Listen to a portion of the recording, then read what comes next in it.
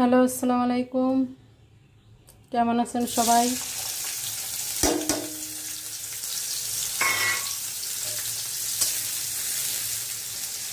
যে যেখান থেকে ভিডিওটা দেখতেছেন শুরুতে সবাই একটা লাইক দেবেন।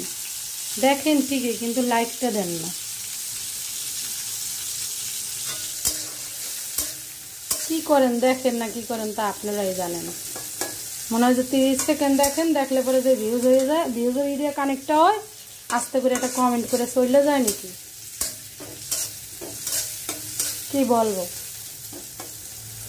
নাইলে যতক্ষণ মানুষে দেখে একটা লাইক 3টা 4টা 5টা লাইক দেখে, কিন্তু দেখে তো সবাই, কমেন্ট করে সবাই, কি মনে করবো বলেন? চলে আসলাম রান্না বান্না করতে। আজকে কিছু কথা বললাম, রাগ করেন না কেউ। মনে হয় যে 4-5 জনে ছাড়া আমারে লাইক দেয় না কেউ।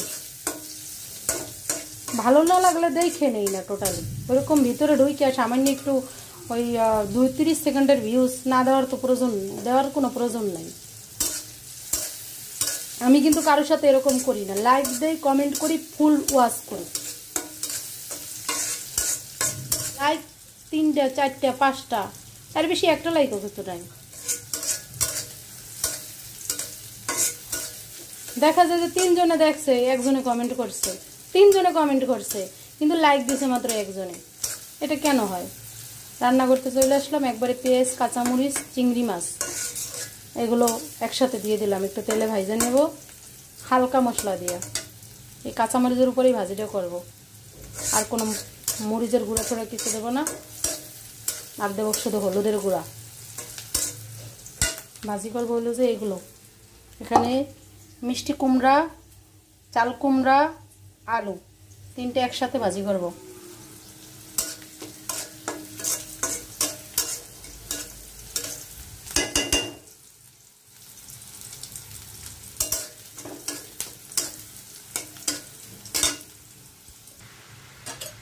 ভাজি বসাই দিছি। চিংড়ি মাছগুলো দেখছেন লাল লাল হয়ে গেছে, দেশি চিংড়ি মাছ তো, ছোট গুঁড়া চিংড়ি মাছ ছিল ফ্রিজে কিছু, ওগুলো দিয়ে ভাজি বসাই দিছি। প্লিজ আমার কথায় কেউ রাগ করবেন না। আমি দেখতে পাই যে আমার 5 জন মানুষে দেখছে, 5 জন মানুষের 4 জনে কমেন্ট করছে, 1 জনে একটা লাইক দিছে। তাহলে কি এগুলো, সে যে ভিডিওটা দেখতেছে সে একটু আমার একটা লাইক দিলে কি হয়? সে তো কষ্ট করে আমার ভিডিওটা দেখে। গ্রামের থেকে দুধ আনছিলাম 5 লিটার, বলছিলাম না 5.5 লিটার, সেই ভিজে ছোট বোতল, এই বোতলগুলো রাখবো। এর জন্য এই কারণে বড় 5 লিটারই বোতল, 2.5 লিটার না তো, এখানে 2 লিটারের বেশি আছে দুধ, কারণ এই বোতলটা একটু বেশি। তো এই দুধগুলো একবারে যদি ফ্রিজের বক্সে রাখি তাহলে জায়গা বেশি নিয়ে নেয়, আর ছোটো ছোটো যে কোনো জায়গায় রেখে দিতে পারবো। আজকে হাজব্যান্ড বাসায় নাই, গোছানো কমপ্লিট। বাইরে বৃষ্টি হইতেছে, এই যে হলো বৃষ্টির, হালকা হালকা বৃষ্টি, একটু ছাক দিছিল, এখন আবার ফোটা ফোটা পড়তে আছে, এখন দেখি আবার বন্ধ। এইমাত্র দেখি এক আবার হয়ে যায় আর এক। দেখেন বন্ধুরা কি পরিমাণ বৃষ্টি ছাড়ছে, শুরু হয়েছে, দেখছেন? আমার মরিচ গাছগুলো মনে হয় ভাঙ্গেই ফেলাইবে, প্রচুর পরিমাণ। এখন দরজা আটকাই দিতে পারে। গরুটা সারাক্ষণ ডাকে, কেন যে ডাকে সেইটাই বুঝতে পারি না। এই মালিক কি কানে শোনে না নাকি? রাত্রির 12টা বাজে মনে এই গরুর ডাক শুনবেন আমি ভিডিও করলে।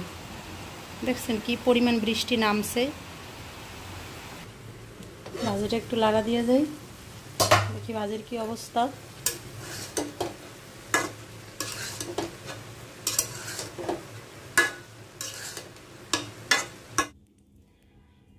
বন্ধুরা, হাজব্যান্ডে রাতে নিয়ে আসলো গরম গরম মোগলাই। কে কে খাইতে পছন্দ করেন চলে আসেন। এই যে সস নিয়ে আসছে, আমি তো সস পছন্দ করি না, আমি খালি খেতেই পছন্দ করি ডবল ডিমের মোগলাই। আমি এগুলো খাই না সচরাচর, না এলো মোগলাই খাইতেছি 1 বছর পরে। আমার খাইতে মন ছিল বাহিরের তেলে, বাহিরের থেকে কিনে নিয়ে আসছে আমার জন্য।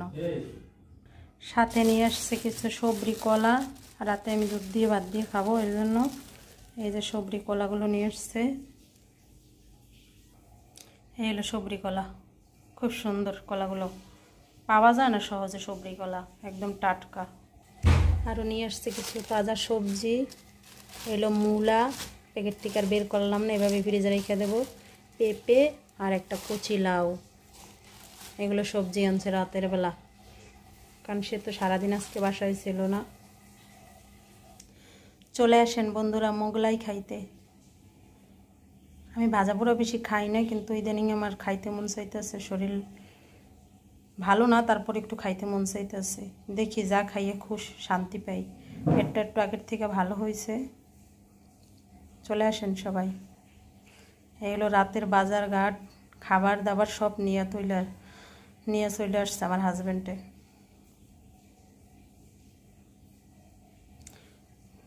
আচ্ছা, ভালো থাকেন সবাই, সবার জন্য দোয়া করি, আমার জন্য সবাই দোয়া করেন। যে যেখান থেকে ভিডিওটা দেখতেছেন, শুরুতে একটা লাইক দিয়ে দিয়েন, ভালো লাগলে সাবস্ক্রাইব করে দিয়েন, শেয়ার করে দিয়েন। সবাই ভালো থাকেন, আল্লাহ হাফেজ।